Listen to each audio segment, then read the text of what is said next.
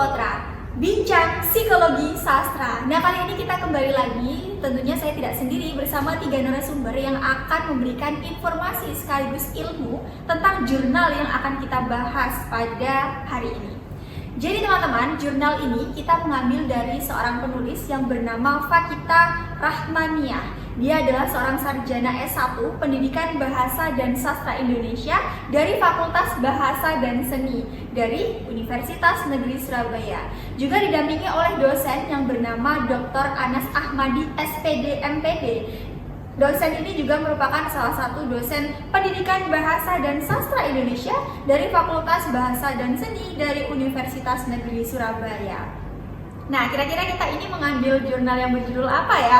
Jadi teman-teman, di sini kita mengambil jurnal yang berjudul Pengendalian Diri Tokoh utama ya. Jadi pengendalian diri tokoh utama pada novel Sawitri dan 7 Pohon Kelahiran karya Mas Sidar Zainal. Nah, pada kajian ini berfokus pada kajian psikologi behaviorisme Skinner.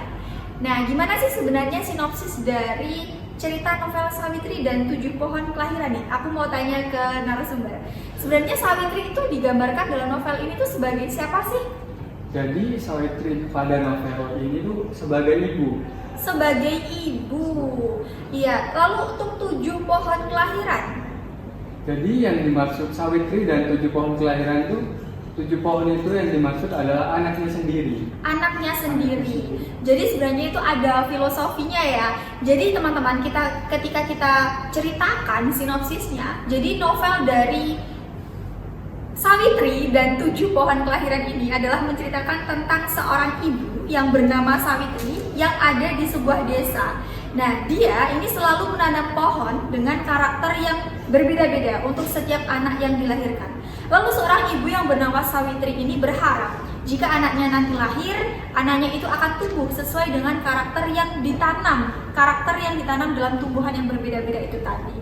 Namun ada kisah tragisnya nanti di akhir yang akan kita bahas, bagaimana sih psikologi seorang ibu ketika menghadapi anaknya yang banyak sekali ada masalah. Jadi anaknya tuh di sini ada 7, ya ada 7. Yang pertama ada siapa yang namanya? Sumaiyah. Dia itu ada kasus apa sih sebenarnya Sumaiyah itu, teman-teman? Dia itu menerima hukuman pancung karena gara-gara ia ingin membela dirinya pada saat ingin dilecehkan oleh atasannya. Gimana kalau dari Mbak Salwa sendiri pendapat tentang si Sumaiyah ini? Menurut saya sendiri itu Sumaiyah itu dia itu digambarkan dengan sosok yang memberontak gitu, istilahnya dia itu refleks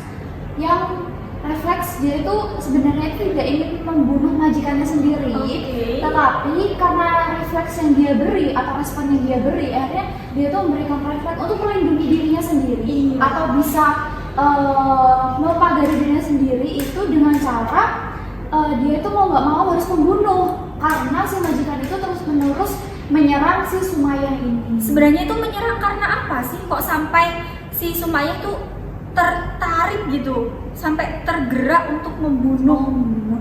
Sebenarnya sih dari sinopsis yang saya lihat itu menyerang karena si Sumaiyah ini itu merupakan salah satu ART dari satu keluarga, dan di situ majikan ini itu berusaha untuk melecehkan si Sumaiyah ini. Jadi Sumaiyah ini itu berusaha untuk dilecehkan oleh majikannya, berusaha untuk mengkotori lah istilahnya, mengkotori badan dari Sumaiyah sendiri. Pasti tentunya sebagai seorang perempuan juga tidak terima ya menghadapi seperti itu. Jadi kesimpulannya dari kasus itu, Sumaiyah ini karena ingin melindungi dirinya sendiri, akhirnya kasus itu membawa atau faktanya itu terbalik gitu loh. Jadi ketika Sumaiyah ini menjadi korban, tetapi di kasus itu tuh Sumaiyah seolah-olah menjadi pelaku yang membunuh majikannya dikarenakan dia itu membunuhnya secara sengaja. Tetapi di balik itu semua itu Sumaiyah ini itu berusaha untuk melindungi dirinya dan dia itu beralasan untuk membunuhnya itu karena tidak sengaja.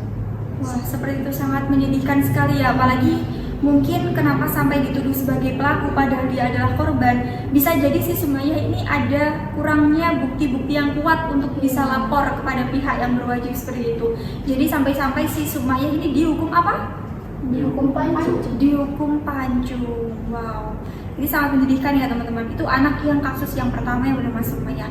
Lalu kita lanjut ke anak yang kedua dari Ibu Sawitri ini.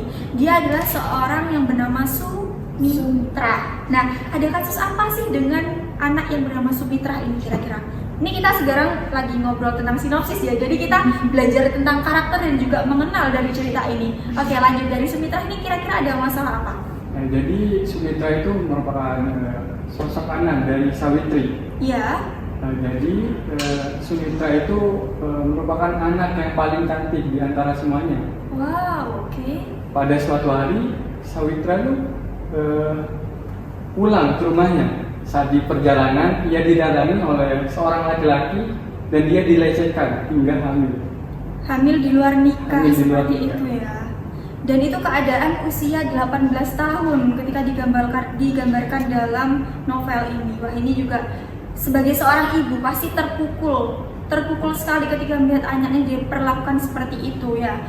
Wah, ini pasti kalau kita membahas tentang psikologi sastra, psikologi tokoh yang ada dalam novel ini pasti seru sekali karena ibu ini benar-benar diuji dengan banyak masalah dari anaknya.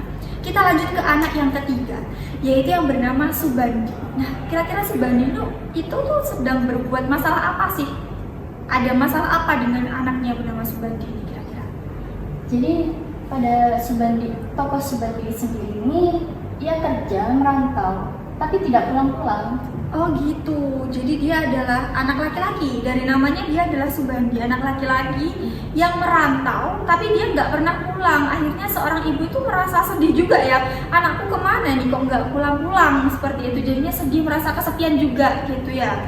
Lalu juga ada ditambah masalah dari 3 kasus anaknya tadi. Ibu tokoh dari cerita ini, dari novel ini adalah suaminya meninggal. Ini sangat menyedihkan sekali ya teman-teman. Ketiga anaknya ini ada masalah. Yang pertama itu tadi ada Sumariah ya, Sumariah yang dia dihukum pancu. Lalu yang kedua ada Subandi yang pulang nggak pulang, yang udah merantau tapi nggak pulang-pulang. Lalu juga yang ketiga ada si yang paling cantik tadi, siapa namanya? Sumitra. Iya. Setelah tokoh Sawitri ini menghadapi masalah yang begitu banyak dari ketiga anaknya tadi, ternyata tidak hanya sampai di situ masalahnya. Ternyata di dalam novel ini diceritakan bahwa Sawitri ini juga kehilangan suaminya yang bernama Syajari. Nah, ini sangat menyedihkan sekali. Tentunya sebagai seorang perempuan, sebagai seorang ibu, sebagai seorang istri pasti terpukul ketika kehilangan suaminya, orang yang dicintainya, lalu anaknya ada masalah dan keempat anaknya nggak tahu kemana. Ini pasti psikologi tokoh yang digambarkan di dalam novel ini sangat berat sekali dan sangat terlihat sekali. Nanti akan bagaimana sih analisis dari psikologi tokoh seorang Sawitri ini. Langsung teman-teman kita lanjut kepada metode. Jadi sebenarnya di dalam artikel ini metode yang digunakan ini sebenarnya menggunakan metode apa sih? Gimana Kak Friska? Jadi dalam novel ini menggunakan metode teknik pengumpulan data studi pustaka yang lebih mengacu pada teknik pengumpulan data karena pada tahap ini ia lebih cenderung menganalisis. Seperti itu, berarti lebih menekankan kepada penelitian kualitatif ya, yang mendeskripsikan sebuah kata-kata, seperti itu. Lalu kita lanjut ya teman-teman, di fokus pembahasan artikel ini, dia membahas ada 3 yang dibahas, yaitu ada yang pertama, respon, ada stimulus dulu, habis itu ada respon, dan yang ketiga ada pengendalian diri. Nah, nanti stimulus ini akan membahas tentang bagaimana sih masalah-masalah yang terjadi di luar individu itu. Lalu yang kedua adalah adanya respon. Lalu ketika tahu ada masalah seperti ini, apa sih responnya? Apa yang dirasakan oleh tokoh utama? Lalu yang ketiga, ini adalah pengendalian diri. Nah, di tahap pengendalian diri ini kita sudah masuk ke dalam hasil dan pembahasan ya teman-teman. Jadi di hasil dan pembahasan yang dibahas dalam artikel ini ada yang ketiga, pengendalian diri. Nah, di dalam pengendalian diri itu membahas tentang bagaimana sih respon yang dilakukan atau bagaimana sih cara seorang tokoh utama itu tuh berusaha untuk mengendalikan dirinya ketika menghadapi masalah yang begitu besar seperti itu. Nah, oke, kita langsung ingin tahu gimana sih sebenarnya stimulus yang terjadi yang diceritakan di dalam novel ini. Jadi kan stimulus itu ada dua ya Kak. Stimulus positif dan juga stimulus negatif. Negatif, benar. Stimulus yang ada pada novel Sawitri ini yaitu stimulus pada tokoh Sumayyah, yaitu stimulus negatif. Peristiwa yang dialami oleh Sumayyah ini adalah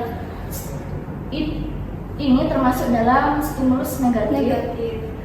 Apa sih peristiwanya? Jadi Sumayyah itu ingin membela dirinya saat ia hendak dilecehkan oleh majikannya.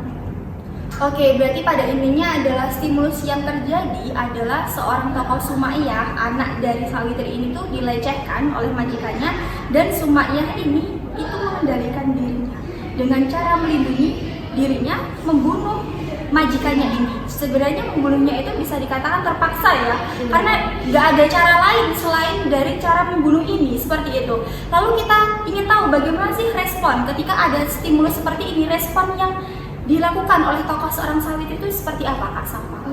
Respon yang berdampak besar sampai bisa merenggut nyawa itu dari tokoh utama sendiri itu, dia kan bisa dibilang dia tuh stres ya. Iya. Atau dia tuh benar-benar merasakan yang namanya tekanan batin, sampai dia tuh udah nggak tahu lagi karena penyemangatnya sendiri dari suaminya juga udah meninggal. Setelah itu masalah-masalah dari anaknya juga, akhirnya dia kan mau nggak mau harus menanggung itu semua sendiri. Jadi respon dari stimulus dari beberapa permasalahan yang tadi udah dibahas itu, di sini itu tokoh utama itu sampai kepada titik ingin bunuh diri. Wah, sampai ingin bunuh diri ini sangat bisa dibilang depresi ya, depresi berat, atau juga bisa dibilang stres menghadapi masalah dalam hidupnya, seperti itu. Ya, karena kan dari permasalahan atau kasus yang besar itu yang mengenai anaknya bisa bernama Sumayyah yang dia akan dihukum pancung seperti itu, pasti kan semua istilahnya orang tua yang ada di dunia ini pasti kan tidak rela ya, apalagi ibu yang melahirkan anaknya sendiri dengan jerih payah sendiri, terus mengasuhnya dari kecil, ketika melihat anaknya dihukum pancung itu kan pasti nggak rela, Terpukul, hatinya terpukul sekali. Apalagi ibunya Sawitri ini sangat yakin bahwa anaknya tidak mungkin membunuh. Memang di balik pembunuhan itu tuh ada faktanya, ada hal yang membuat dia itu kenapa membunuh, ternyata memang dia akan dilecehkan. Jadi seperti itu, jadi secara terpaksa mau nggak mau ya harus melindungi dirinya, seperti itu. Jadi ada alasan besar Iya, kenapa dia melakukan perbuatan sampai membunuh. Seperti itu. Nah, untuk stimulus yang kedua, stimulus kedua ini ada terjadi di anak yang bernama Subandi yang pulang ya, yang tidak pernah pulang ketika merantau. Benar seperti itu? Ya, benar. Lalu yang ketiga itu ada yang bernama Sumitra. Dia katanya anak yang paling cantik ya, yang digambarkan dalam novel itu. Kalau Sumitra ini dia adalah anak yang hamil di luar nikah, bisa dikatakan seperti itu. Karena kecantikannya tadi, terus tiba-tiba didatangi oleh seorang laki, katanya Kak Raffi tadi ya.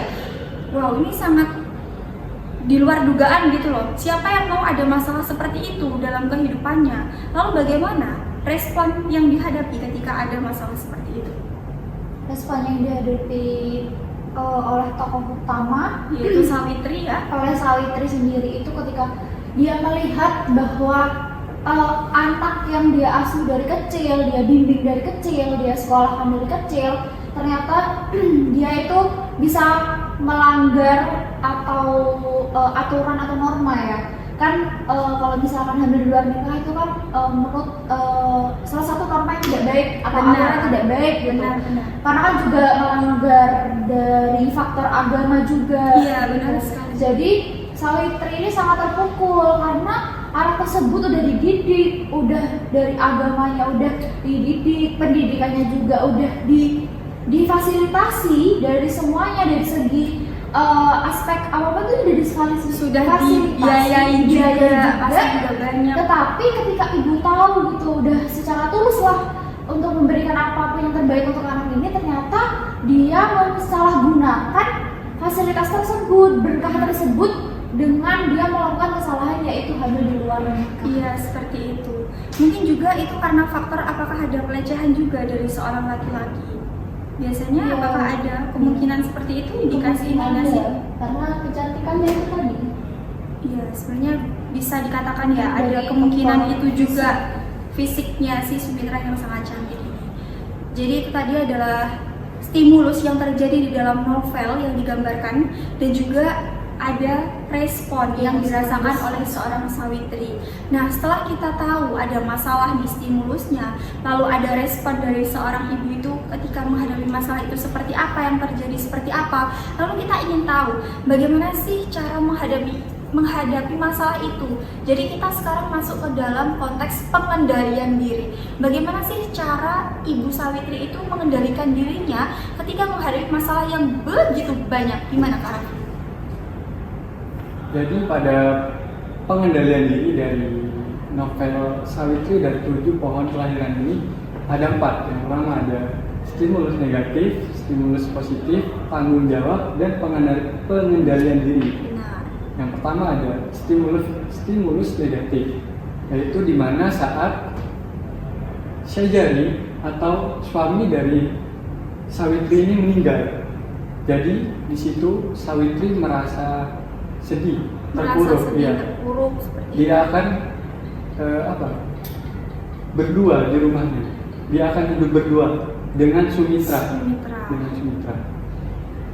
Lalu ada stimulus positif. Stimulus Iya. positif. Jadi ketika ada musibah,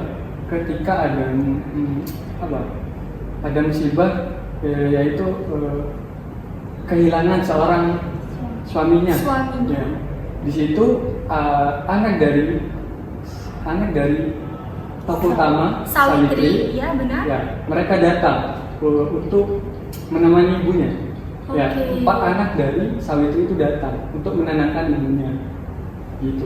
Jadi ketegaran itu digambarkan dalam tokoh ini tuh ketika anaknya datang. Iya. Jadi setelah 3 anaknya ini berbuat masalah, lalu ditambah lagi masalah suaminya meninggal, lalu ditenangkan hatinya. Seorang ibu itu ditenangkan dengan kedatangan 4 anaknya yang entah kemana, yang tidak digambarkan di dalam novel ini ya. Jadi apakah kita yang belum membaca secara detail dari novel ini, apa memang karena kita mendapat referensi yang sedikit? Jadi kita di kelompok ini, di pembahasan kita ini membahas konteks-konteks yang fokusnya pada psikologinya saja. Jadi untuk 4 anaknya itu kemana? Itu adalah rincian yang jauh ya, maksudnya kita tidak membahas pada konteks 4 anaknya itu yang kemana. Jadi kita fokusnya lebih kepada psikologi seorang ibu yang bernama Sawitri atau tokoh utama di dalam novel ini. Seperti itu teman-teman. Lalu di sini juga ada kutipan dari pengendalian diri ya, pengendalian diri tokoh. Yang tadi dijelaskan ada kutipan begini. Pengendalian diri tokoh utama bilang seperti ini, begini. Aku menghela nafas dan rasanya untuk selanjutnya aku memang harus menghela nafas di tiap kata yang kuucapkan. Ibu tahu kalian tidak bisa tinggal lebih lama lagi di sini. Kalian harus melanjutkan hidup. Sularsi harus kembali merawat bocah-bocahnya. Sularsi ini bisa juga dikatakan sebagai anak yang salah satu dari 4 itu ya, karena tadi tokoh yang lainnya sudah disebutkan, tidak ada nama Sularsi. Jadi Sularsi harus kembali merawat bocah-bocahnya atau anak-anaknya dan menjagai rumah suaminya. Lalu ada anak berikutnya, Sukaisi pun begitu. Jadi anak yang di antara keempat itu yang bernama Sukaisi dan juga bernama Sularsi ini juga harus meninggalkan ibunya sendirian. Tapi tidak hanya sendirian, tapi masih ada anaknya bernama Sumitra. Tetapi Sumitra ini sedang hamil, seperti itu. Tapi dalam hati pun ibunya juga tetap sedih ketika melihat kondisi anaknya seperti itu. Lalu yang ketiga ada anak yang bernama Sundari dan yang keempat ada Sunardi. Nah lengkap nih, anak-anaknya yang berempat tadi udah ketemu siapa namanya, ini udah digambarkan di dalam kutipan cerpen ini. Yang pertama ada Sularsi, ada Sukaisi, ada Sunardi, ada juga Sundari. Nah untuk Sundari dan juga Sunardi ini harus menyelesaikan urusan kuliahnya. Wow, anaknya dari 7 itu ada yang masih kuliah, ada yang hamil di luar nikah, ada yang dihukum pancung, ada yang pergi nggak pulang-pulang, ada yang sudah nikah tapi harus ngurus suaminya sehingga tidak bisa ke rumah ibunya, nggak bisa sering-sering menjenguk.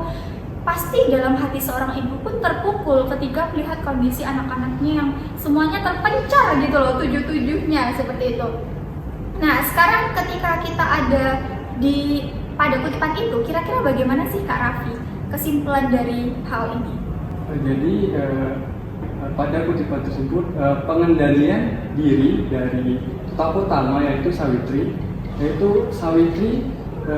melihat kejadian sebelumnya dan mempertimbangkan konsekuensi. Benar. Jadi sebagai orang tua itu, Sawitri itu harus tegas terhadap anak-anaknya.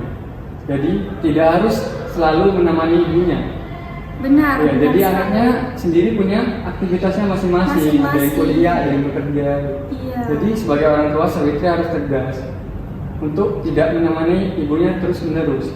Iya, berarti seorang Sawitri itu juga harus, ya ini memang konsekuensi saya gitu, katanya Kak Raffi tadi, ya memang sudah konsekuensi ketika anak saya sudah besar, sudah punya kehidupan masing-masing, ya mau nggak mau saya harus rela melepaskan anak-anakku ke tujuh-tujuhnya itu tadi, mau mereka sama suaminya, apa dia masih kuliah, ada yang ada kena hukuman tadi, ya ini sangat sedih sekali gitu loh. Sampai saya tuh merasakan menghayati ketika dalam novel ini ternyata sangat menyedihkan sekali, apalagi ketika di dalam posisi ibu Sawitri ini, pastinya wah ini adalah kehidupan yang tidak ingin dirasakan oleh semua orang, kebanyakan orang ya seperti itu. Ya semoga kita diselamatkan ya dari hal-hal yang musibah, mara bahaya seperti ini, semoga kita dijauhkan seperti itu. Lalu apa ada lagi pengendalian diri selain dari tegas, tadi ada melihat peristiwa sebelumnya, lalu apa sih yang dilakukan Ibu Sawitri di bagian pengendalian diri ini?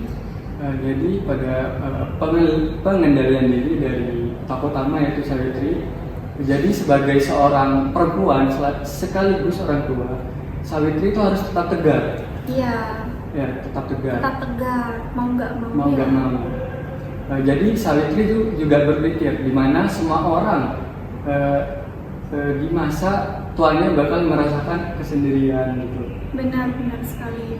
Jadi pada endingnya setelah menghadapi masalah yang begitu banyak, suaminya juga sudah meninggal, si Ibu Sawitri ini juga mau nggak mau hidup sendiri di rumahnya. Cara yang dia lakukan dalam mengendalikan diri dalam masalah ini adalah salah satunya adalah mengikhlaskan atau tegar, benar sekali, ikhlas. Ya kita harus ikhlas, kalau bagaimanapun ya ini bagian dari kehidupan. Kalau kehidupan itu tidak selalu mulus dan pasti ada masalah, ada lika-likunya. Wow, sangat kita bisa mengambil ya teman-teman hikmah dari cerita ini. Banyak sekali hal-hal yang memang kita sebagai orang tua itu tidak bisa menghadapi yang di luar kendali kita. Contohnya tadi anaknya bernama Sumaiyah. Ya siapa yang menyangka jika anaknya akan terjadi seperti itu di luar kendali seorang ibu. Sebagai seorang ibu pasti sudah memberikan pendidikan yang baik, sudah memberikan fasilitas yang baik, sudah mengajarkan yang baik, sudah melindungi anaknya. Tapi itu sudah di luar kapasitas seorang manusia, apalagi seorang ibu. Wow, ini sangat menyedihkan sekali. Jadi teman-teman, sebenarnya simpulan dari analisis novel Sawitri dan 7 Pohon Kelahiran, yaitu karya Mas Dar Zainal, ini dapat disimpulkan bahwa penemuan ini atau penelitian itu ditemukan adanya stimulus negatif dan juga stimulus positif. Untuk stimulus negatif tadi adalah dimunculkan ada beberapa peristiwa anaknya yang ada masalah tadi. Yang pertama ada Sumaiyah, dia ada masalah ketika ingin membela diri lalu dia dihukum pancung karena dia akan dilecehkan oleh seorang majikannya. Dan yang kedua ada Subandi.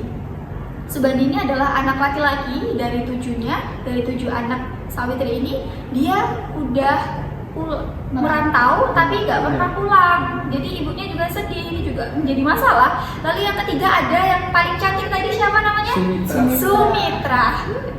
Nah kalau misalkan bahas yang paling cantik pasti Kak Raffi langsung connect gitu ya, benar sih, langsung connect Sumitra. Jadi Sumitra tadi tuh apa Kak kasusnya? Jadi Sumitra itu dilecehkan oleh laki-laki saat dia tidak pulang ke rumahnya. Tidak pulang ke rumahnya, jadi dia tiba-tiba hamil ya di luar nikah karena dilecehkan tadi seorang laki-laki tadi. Wah ini juga masalah juga. Lalu di stimulus negatif berikutnya adalah suaminya bernama Syahjari. Suaminya Syahjari ini juga meninggal dunia. Wah, pasti ini juga menyedihkan sekali, sudah tidak bisa berkata-kata. Lalu untuk stimulus positifnya, ketika kita simpulkan dari pembahasan kita pada hari ini adalah ada kedatangan 4 anaknya tadi ya teman-teman. Ada Sulasi, lalu tadi ada Sukaisi, lalu ada Sundari, dan juga ada Sunardi. 4 anaknya ini pulang ketika ayahnya yang bernama Syahjari ini meninggal. Jadi sedikit lebih menenangkan hati seorang Sawitri, hati seorang ibunya ini lega gitu loh, ternyata 4 anak saya itu pulang gitu loh, kembali ke rumah gitu. Jadi itu ada stimulus positif yang membuat hati seorang ibu menjadi tenang ketika anak-anaknya pulang. Jadi itu adalah kesimpulan dari cerita Sawitri ini teman-teman. Lalu gimana sih yang belum kita bahas, yang terakhir adalah pandangan kita terhadap artikel yang kita bahas ini. Kira-kira aku ingin tanya ya pendapat dari teman-teman. Ada ketiga narasumber kita, ada Mbak Friska, ada Kak Syafa, dan juga ada Mas Raffi. Gimana sih pandangan kita ketika kita sudah membaca artikel ini, ketika kita sudah menganalisis, bukan menganalisis ya, kita sudah memahami, memaknai novel ini. Kira-kira apa sih pandangan yang kita dapatkan, atau bahkan hikmah bolehlah yang kita dapatkan terhadap artikel yang disampaikan ini, dari sudut segi penulis, atau dari cerita yang disampaikan, atau dari struktur penulisan, atau dari segi apapun yang teman-teman dapatkan dari artikel ini. Kira-kira bisa dimulai dari Kak Friska dulu. Jadi meskipun si tokoh utama ini, siapa tadi tokoh utamanya? Sawitri, Kak jadi ibu sebagai ibu seorang Sawitri ini meskipun hatinya sedih, ya itu meskipun terluka gitu ya, tetapi jadi meskipun hatinya Sawitri ini merasa terluka karena anak-anaknya yang mengalami banyak masalah, Iya, dan juga suaminya yang meninggal, itu tetap memiliki ketegaran dan juga Benar. mengikhlaskan Benar apa sekali. yang sudah terjadi. Nah, itu dari segi pandangan tentang isi novel ya. Lalu kita berlanjut kepada pandangan terhadap artikel. Kan ini artikel sudah jadi, sudah dipublish juga. Lalu kita sedang menganalisis, kita podcastan di sini, kita bincang-bincangkan di sini. Nah, sekarang kita fokus kepada pandangan terhadap artikel ini. Apakah ada hal yang perlu diapresiasi? Apakah ada yang perlu kita kritik, atau apa sih yang perlu diperbaiki dalam artikel ini? Apakah ada? Sebagaimana pandangan dan pendapat dari teman-teman? Jadi menurut pandangan saya memberikan apresiasi pada artikel ini. Ya. Jadi pada artikel ini tuh menarik karena Benar menggunakan kajian psikologi behaviorisme. Berikutnya kita fokus kepada pandangan terhadap artikel. Tadi kan Kak Friska membahas tentang sudut pandang atau pandangan terhadap isi novelnya dari tokoh utama, yaitu tokoh Sawitri. Sekarang kita fokus kepada pandangan terhadap artikel yang disampaikan. Kira-kira pandangan teman-teman terhadap artikel yang sudah jadi ini, yang sudah dipublish itu bagaimana sih? Apakah ada apresiasi? Apakah ada hal yang perlu diperbaiki? Atau bagaimana? Gimana nih teman-teman? Pada artikel ini saya memberikan apresiasi. Benar. Okay. Karena pada artikel ini tuh menarik dikaji, apalagi menggunakan kajian psikologi behaviorisme Skinner, yang dimana di situ membahas tingkah laku manusia. Membahas tentang tingkah laku manusia. Jadi kita bisa memberikan pandangan bahwa tingkah laku manusia itu beragam digambarkan di situ. Apalagi itu ada 7 anaknya ya, yang sangat tingkah lakunya juga berbeda-beda seperti itu. Lalu apakah ada lagi? Mungkin itu saja. Masih itu saja. Menarik ya. Berarti kita mengapresiasi artikel ini. Lalu untuk Kak Syafa, gimana sih pendapatnya ketika ada artikel yang begitu bagus, kita bisa dibilang artikel ini sudah lengkap, sudah disertai dengan kutipan-kutipan juga seperti itu? Jadi dari tanggapan saya ini, pertama betul yang dikatakan dari Raffi sendiri. Juga saya ingin mengapresiasi dari artikel ini tuh bisa dibilang ini termasuk lengkap ya. Lengkap, karena ya kita membacanya lengkap. Kita tahu masalah-masalahnya yang ada di artikel atau di novel tersebut itu apa saja. Ada 3 tadi yang disebutkan oleh Mbak Syadia sendiri, yaitu mengenai stimulus dari psikologi tokoh utamanya, respon dari psikologi tokoh utamanya, terus yang ketiga mengenai pengendalian tokoh utamanya. Setelah rumusan masalahnya dijabarkan secara baik dan runtut, setelah itu juga di artikel ini itu terdapat metode apa yang digunakan dalam kajian analisis novel Sawitri dan Iya. 7 Pohon Kelahiran. Terus juga di dalamnya juga itu tadi kan sudah dijelaskan mengenai rumusan masalahnya apa saja. Jadi juga dijelaskan di pembahasan masalah-masalah tersebut, dijelaskan secara detail seperti stimulus apa yang dirasakan oleh psikologinya. Setelah itu dari stimulus itu atau rangsangan itu akhirnya membuat respon apa yang terjadi pada tokoh utama tersebut. Nah, dari stimulus, dari rangsangan, dari beberapa masalah, dari anak-anaknya, akhirnya ada respon yang dikeluarkan atau refleks dari tokoh utamanya atau dari Sawitri sendiri ini, akhirnya muncul di artikel ini juga memberikan yang namanya solusi atau pengendalian diri. Jadi tidak hanya dimunculkan masalah-masalah saja ya, tetapi di dalam artikel ini tuh ada pengendalian dirinya, ada proses pengendalian diri. Nah, dari situlah muncul teori yaitu psikologi sastra, yaitu ilmu psikologi sastra yang mengkaji fokusnya kepada teori behaviorisme yang kata Kak Raffi tadi adalah membahas tentang tingkah laku manusia. Jadi itu cocok sekali novel ini ketika dianalisis menggunakan teori behaviorisme pada kajian psikologi sastra. Cocok sekali ya, tepat sekali ketika memilih novel ini ketika dijadikan sebuah kajian psikologi sastra teori behaviorisme. Apakah ada lagi? Namun pandangan saya ingin mengkritik dari artikel ini. Dari artikel Bahwa di artikel tersebut tidak menceritakan sedikit bagian dari cerita atau sinopsis. benar, mungkin tadi dari kita juga kelompok kami juga sempat mencari terlebih dahulu gimana sih sinopsis dari novel ini. Jadi kita diajak untuk ingin tahu, kita diajak untuk kepo, untuk penasaran gimana sih sebenarnya alur dari cerita novel ini. Tiba-tiba di dalam artikel ini ada yang namanya masalah ini, lalu ada konflik ini, lalu ada stimulus dan respon ini, lalu ada pengendalian diri. Terus kita jadi penasaran, apakah sih sebenarnya yang melatar belakangi ada 7 anak ini, pohon makna dari 7 pohon kelahiran itu apa? Ternyata kita tahu ada maknanya itu 7, itu yang berjumlah 7 itu termasuk anaknya dari tokoh utama itu. Terus kita juga tadi sempat membaca sinopsisnya sekilas, lalu kita juga udah membahas sudah membahas sedikit tentang sinopsisnya. Mungkin itu ya dari kritikan dari Kak Friska ya, sinopsis yang kurang. Itu apakah ada lagi? Mungkin sudah itu saja.